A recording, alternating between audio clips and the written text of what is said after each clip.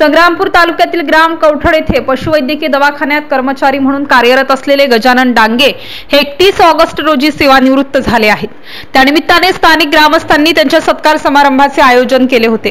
गजानन डांगे यांनी आपल्या कार्यकाळात कवठड व परिसरातील पशुपालक बांधवांना चांगली पशुवैद्यकीय सेवा दिल्याने त्याची पोचपावती म्हणून नागरिकांनी त्यांचा शाल व श्रीफळ देऊन सत्कार केला।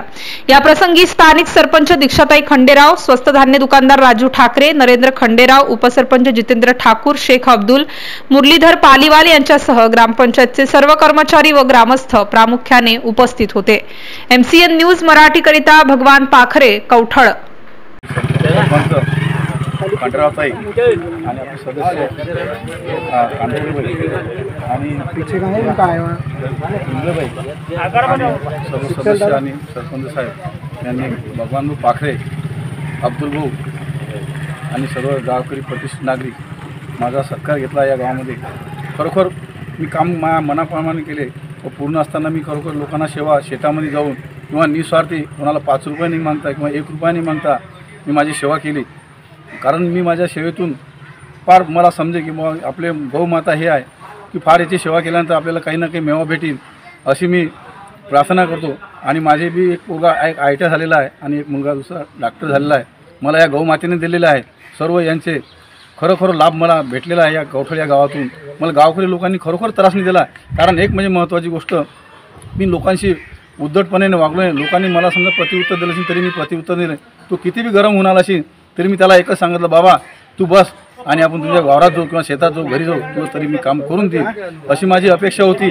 तरी लोक माझ्यावर काही असे रुसले नाही, तरी म्हटलं तुमची सेवा आम्ही करून घेऊ, काही वांधा नाही। त्याच्यामध्ये म्हटलं तू अपेक्षा अशी लोकांनी केली माझ्यावरून की खरोखर डोंगे भाऊ तुम्ही काम चांगलं केलं। हे बी मला माझ्या शरीराला वाटते की बा नाही, खरोखर आत्म्याला वाटते की मी खरोखर सेवा देऊन हे चांगलं केलं अशी मी गावकरी वतीने प्रार्थना करू। काही चुकलं असेल तर मी गावकरी वतीने माफी मागत आहे।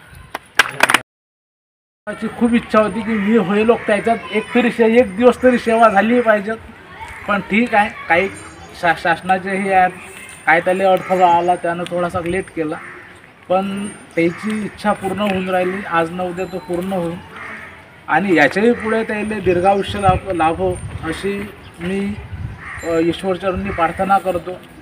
ग्रामपंचायत मार्फत लोकांना बी जेवढं देता येत असेल तेवढं आपण त्याचा प्रयत्नच करून आलो। आपण नवीन संकल्पना आणतो आहे। आपण शेतकरीसाठी मागे आपण पाहिलं की अर्ध्या लोकांना शेतकऱ्यांना फक्त ही पीक पाणी केली नाही, जवळपास 50 लाखाचं नुकसान झालं। किती सोपी गोष्ट आहे। त्यासाठी काल आपण 2 नवीन लोक घेतो की जे छोटे प्रॉब्लेम आहेत, एकदम छोटे असतात प्रॉब्लेम, पण ते कसे सॉल्व करता येतील यासाठी आपण नवीन संकल्प आणतो।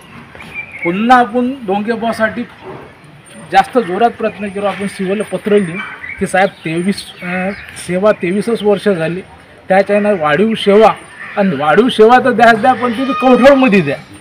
त्याला वाढीव सेवा देते ना पण कवठडमध्ये देते ना त्याची काही गॅरंटी नाही, पण आपण सगळ्या गावानं जर प्रयत्न केला तर शक्यतो कवठडमध्ये देऊ, तसा प्रयत्न करू आणि त्याची पुन्हा सेवा आपल्याला लागो अशीच ईश्वरचरणी प्रार्थना करतो।